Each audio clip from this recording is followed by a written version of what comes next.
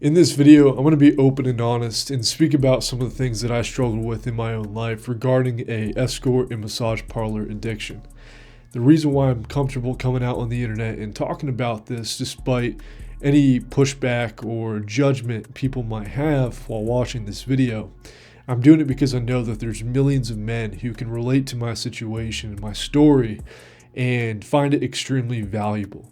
Because, when I was going through this, I was looking for resources and I wouldn't be able to find it and I felt isolated. I think there's a lot of misconceptions around the types of people who go and pay for sex and how prevalent it actually is. I think people don't really see the scale of it because it's very taboo and people don't really talk about it. But if you really look into it, there are tens of thousands of brothels in the United States that might be disguised as parlors. There's street hookers, there's strip clubs, there's so many places that in each city, in anywhere that there's men, really, there are places that you can go to pay for these types of services. And it's not like you go down this alley and you find somebody. It's not like sketchy or anything like that. It's very in your face and often disguised as reputable establishments. And there isn't a set demographic of people who actually partake in this. Rich, poor, young, old, religious, non-religious, people from, even people within the relationships and single. Like, there are so many types of people and backgrounds who go and partake in this. And you probably know many people in your life who are secretly dealing with the exact things that I'm about to share. Now, for me, the use of escorts and happy ending massage parlors was something that nearly ruined my life. It brought me to a very dark spot in my life where it hurt every single aspect of life. It hurt my relationships, it hurt my finances, obviously, it hurt my mental state, my ambition, my drive, everything. It really hurt the way that I viewed myself to my core as well. And, it all started after I graduated from high school. And at the time, I was doing really well in life. I felt like I had a future going for me. I was going to college pretty soon. And, just kind of doing good at that time. But there was one recurring problem that I would escape, right? And it would lead me to go to pornography, which was the problem that I had a lot of women interested in me at the time. But I wouldn't be able to escalate. I felt very uncomfortable. I had very low self-esteem at the time. And combine that with a porn addiction, I was not able to get the results that I knew I could. And it led to a very negative self-belief within myself and within my dating life. And I would turn away from that pain and escape with pornography. And to anyone that is watching pornography on a very consistent basis, or anyone that is using it as an escape, to get the same relief from that pain, you need to experience novelty. And to anyone that's frequently watching porn, it's going to push you down deep, dark rabbit holes that you're not very proud of, but do promise that sense of novelty. And for me, at the time, that was happy ending massages. And I was very fixated on that because it promised relief from the exact pain that I was looking for at the time. And I was also very curious. I was like, this can't be something that is actually real.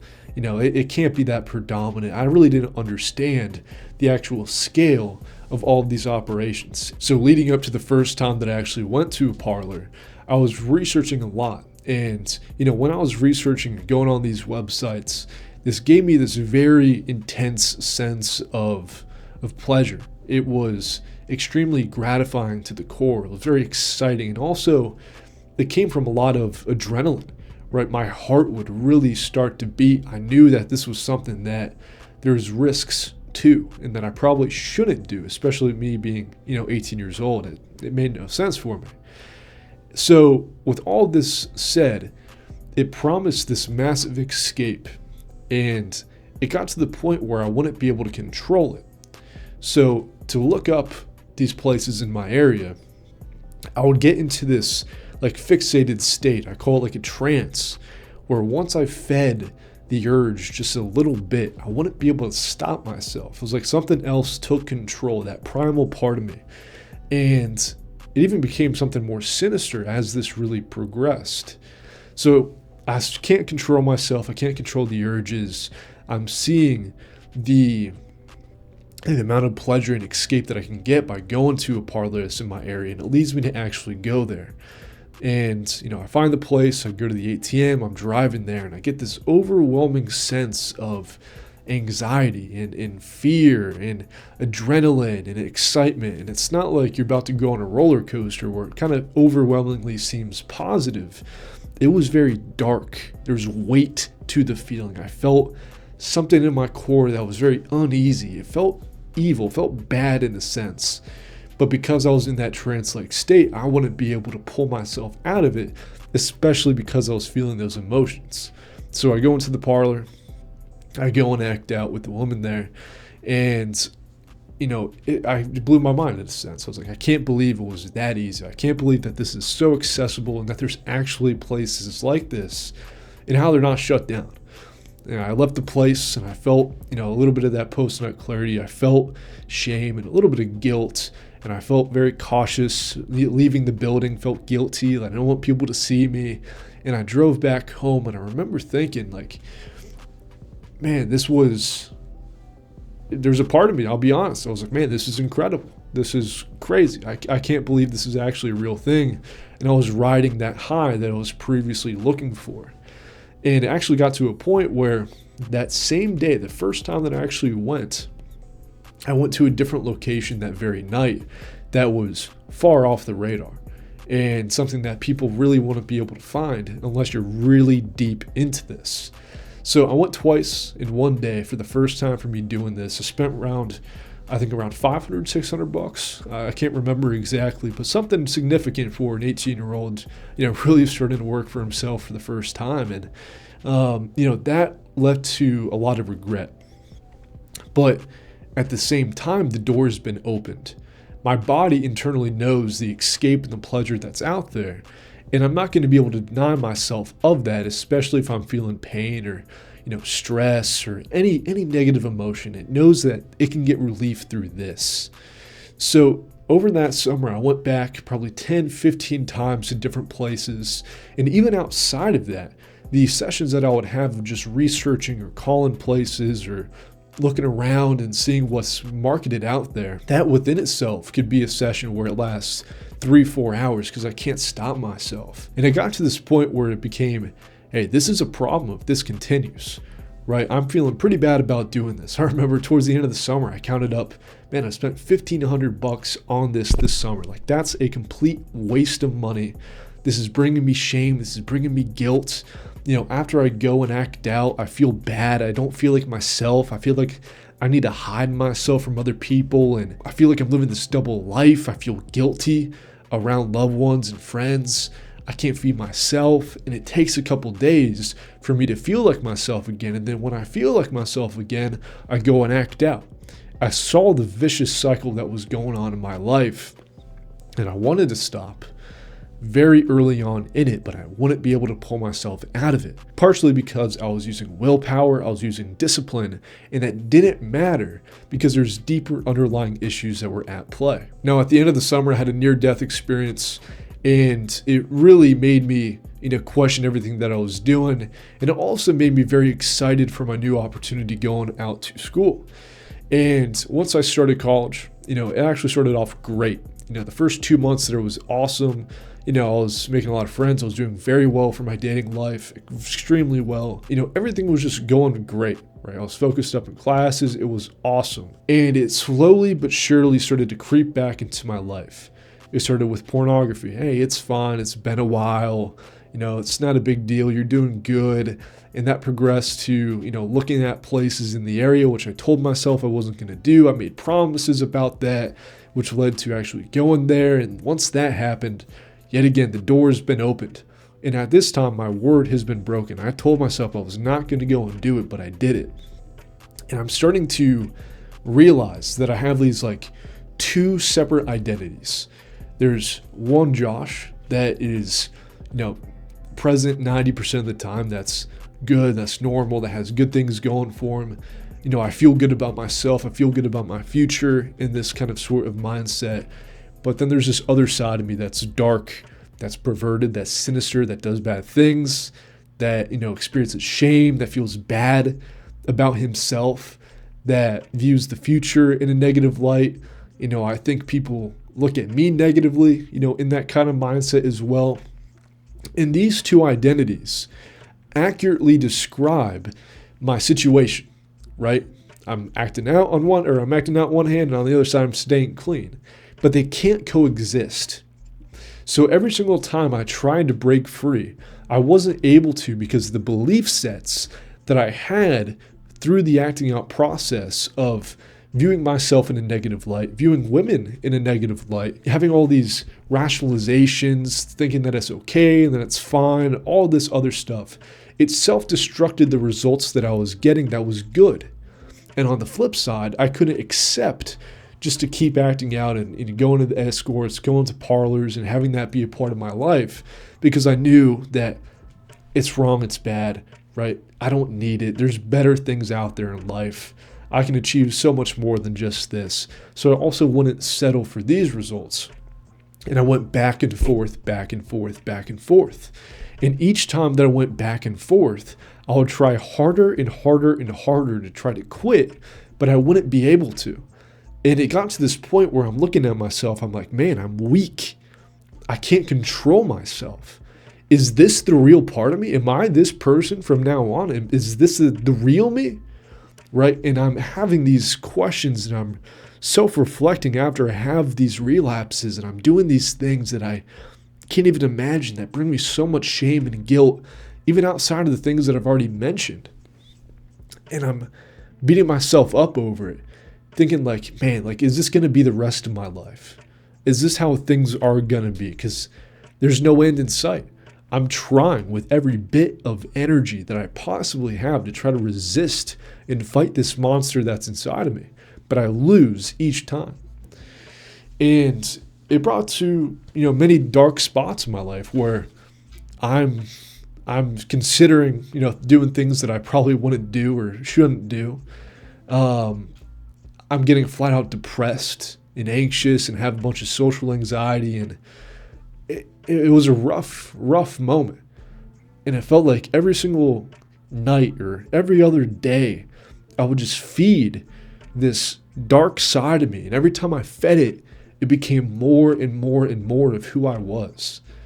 And I'm so blessed to have things worked out in the way that it did, in terms of me having the right people there, right friendships, and things that I was able to live for at the time. That kept me having hope and pushing in the right direction.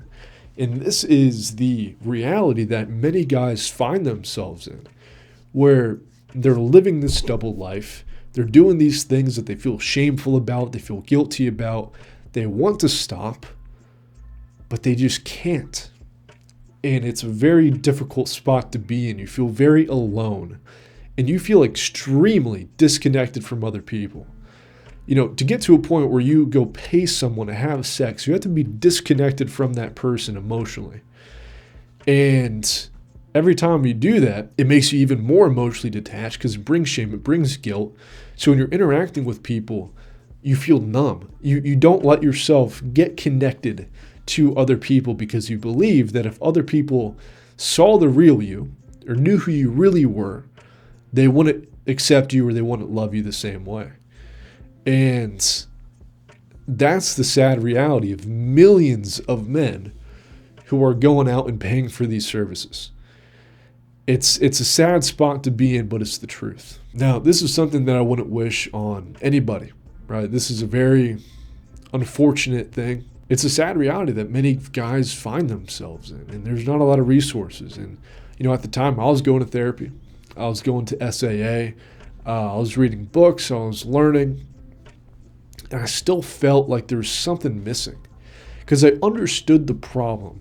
I understood why I was doing these things and where this all came from, but I wasn't able to stop it. And that was the thing that took so long to actually learn. I went through a journey of trying to find what exactly to do during those times of pain or during those times of temptation.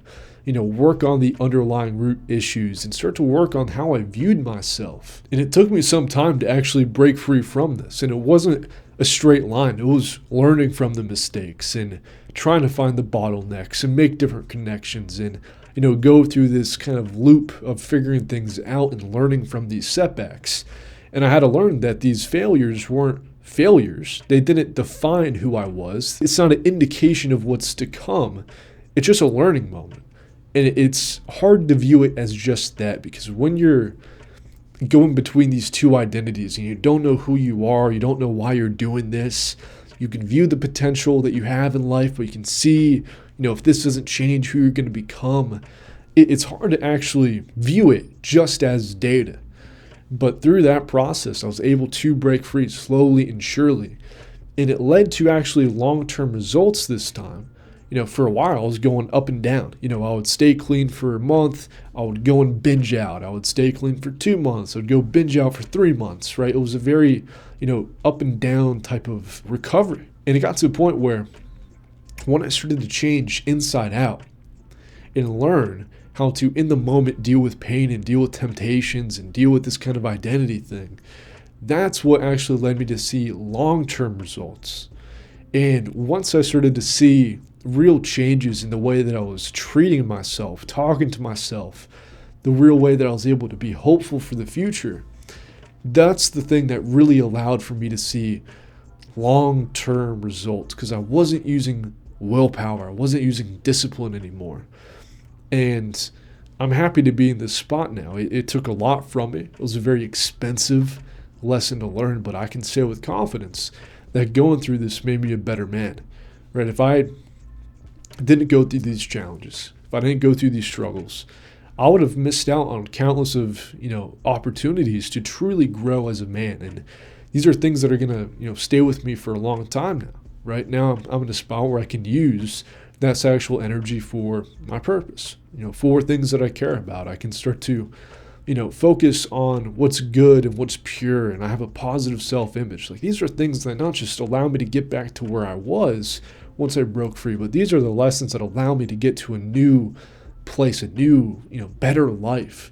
And that was pretty cool to see. So if you're going through this, man, I made every mistake in the book imaginable. I'm the type of guy that has to fail to learn, right? Maybe 10 times over, right? That's kind of my best way of learning things. And I'm true when I say this. If I can break free from this, you certainly can, right? Your situation might be different, sure, right? You might be going through this a little bit longer than I was, sure. But it is possible for you, right? And you might not be able to see it right now, but you just have to put your foot in front of another one and get to work on this. You just can't accept these results. You have to do more. You have to strive for more. And I'd say you got to get help from people who understand your situation. Not a lot of people understand, what this really looks like and how deep this goes. And I encourage you to go and do that and seek resources, because it's going to help you be in a better position. So don't give up. Keep going. Use this testimonial as an encouraging sign that you can make these changes. And let me know your thoughts down below. Thank you.